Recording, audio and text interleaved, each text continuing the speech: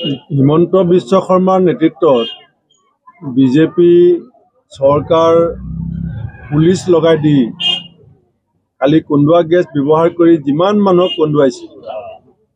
আজি মিদুল ইছলামৰ ঘৰত এটা উপস্থিত আছো। আপোনালোকে দেখিছে যে এই অঞ্চলৰ হাজাৰ হাজাৰ মানুহ আহি ইয়াত কি ধৰণে চকু পানী টুকিছে।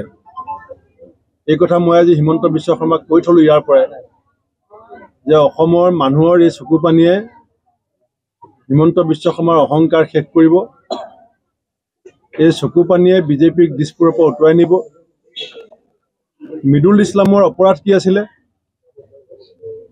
মিদুল ইছলামৰ অপৰাধ আছিলে যে গোটেই ভাৰতবৰ্ষত 72 লাখ স্মাৰ্ট মিটাৰ লগাইছে। তাৰে 32% স্মাৰ্ট মিটাৰ অসমত ব্যৱহাৰ কৰা হৈছে। 23,70,000 পৰিয়ালৰ ঘৰত জবৰদস্তি প্ৰিপেইড স্মাৰ্ট মিটাৰ লগাই সাধাৰণ দুখীয়া নিচিলা খাটি খোৱা মানুহখিনিক যিধৰণে শোষণ কৰা হৈছে। চৰকাৰৰ নিৰ্দেশ আছে যে গ্ৰামাঞ্চলত স্মাৰ্ট মিটাৰ ব্যৱহাৰ কৰিব নালাগে, কিন্তু হিমন্ত বিশ্ব শৰ্মাই কাৰো কথা নুশুনে। চৰকাৰ চলাবলৈ তেওঁ ডাবল ইঞ্জিন চৰকাৰ বুলি কৈ পইচা গোটাব নোৱাৰে, ধাৰ লৈ চৰকাৰ চলাইছে। এতিয়া গাঁৱত বসবাস কৰা সৰ্বসাধাৰণ মানুহক শোষণ কৰিবৰ কাৰণে স্মাৰ্ট মিটাৰক এটা হাথিয়াৰ হিচাপে ব্যৱহাৰ কৰাৰ যিটো বিজেপিৰ ষড়যন্ত্ৰ, তাৰ বিৰুদ্ধে প্ৰতিবাদ কৰিবলৈ যাওঁতে একে জেগাতে 3টা কন্দুৱা গেছ একে সময়তে দিয়াৰ কাৰণে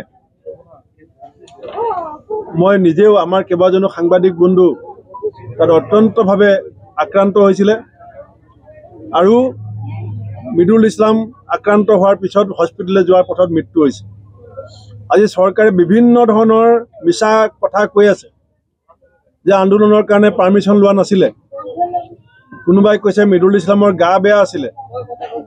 এটা টিভি চেনেলত মিদুল ইছলামৰ শেষৰ যিটো আন্দোলনৰ মুহূৰ্ত প্ৰকাশ পাইছে। গা বেয়া থকা মানুহে কংগ্ৰেছ জিন্দাবাদ, স্মাৰ্ট মিটাৰ নালাগে ইমান জোৰছে শ্লোগান দিব পাৰে নেকি? আৰু গুৱাহাটী চিটি কমিশ্যনাৰে কৈছে তেওঁ অসুস্থ, তেওঁ ডাক্তৰ নেকি? চিটি কমিশ্যনাৰ IPS, তেওঁ MBBS MS নহয় নহয়।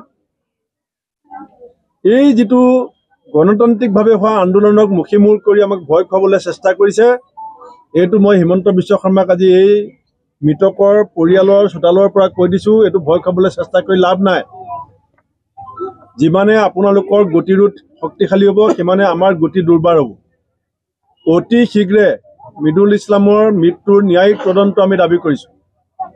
যদি ন্যায়িক তদন্ত নিদিয়ে আমি কালিলৈ জনতা ভৱন ঘেৰাও কৰিম। কালিলৈ কৈছে গুৱাহাটীত 5 জনতকৈ বেছি মানুহ গোট খাব নোৱাৰিব। পুলিচক কিমান গুলি আছে, কিমান লাঠি আছে গোটাই লওক। হয় ন্যায়িক তদন্ত ঘোষণা কৰক, নহ'লে কালিলৈ তীব্ৰ গণতান্ত্ৰিক আন্দোলন জনতা ভৱনৰ সন্মুখত আমি কৰিম। পৰিস্থিতি যিয়ে নহওক, অসমীয়া মানুহৰ জীৱনক লৈ হেতালি খেলিবলৈ দিয়া নহ'ব। চৰকাৰৰ দাদাগিৰি নচলিব, গুণ্ডাগিৰি নচলিব। আৰু এই পৰিয়ালটোৰ 2টা ফুলকমলীয়া শিশু, 2জনী সৰু সৰু ছোৱালী, তেওঁলোকৰ দায়িত্ব এতিয়া কোনে ল'ব? আমি কংগ্ৰেছ দল বিৰোধীত আছোঁ, আমি দায়িত্ব ল'ম। কিন্তু এই পৰিয়ালটোৰ সম্পৰ্কত এতিয়ালৈকে চৰকাৰে ঘুণাক্ষৰে এটা শব্দ নক'লে। মিদুল ইছলাম অসম নহয় নেকি? মিদুল ইছলাম অসমীয়া নহয় নেকি? 3টা কন্দুৱা গেছ ব্যৱহাৰ কৰি এজন মানুহক হত্যা কৰিছে। চৰকাৰ কিয় মৌন হৈ আছে? হিমন্ত বিশ্ব শৰ্মাই মিদুল ইছলামৰ পৰিবাৰৰ ওচৰত আহি পেলাই ক্ষমা খোজক। আপোনাৰ পুলিচে আপোনাৰ ষড়যন্ত্ৰত ভৰি দিছে। এই মানুহগৰাকী অসমীয়া নহয় নেকি? এই বাচ্চাকেইটা আমি চাব নালাগিব নেকি? মানৱতাৰ বধ্যভূমি নেকি অসম? মানৱতাক ধ্বংস কৰিব বিচৰা হৈছে নেকি? আমি ন্যায়িক তদন্ত বিচাৰিছোঁ, পৰিয়ালৰ নিৰাপত্তা সুনিশ্চিত হোৱাটো বিচাৰিছোঁ। আৰু যদি ন্যায়িক তদন্ত অতি শীঘ্ৰে ঘোষণা নকৰে, আমি ব্যাপক তীব্ৰ শক্তিশালী গণ আন্দোলন জনতা ভৱনৰ সন্মুখত কৰিম। তাৰ কাৰণে পৰিণতি যি হ'ব, অসমৰ মুখ্যমন্ত্ৰী হিমন্ত বিশ্ব শৰ্মা দায়ী হ'ব।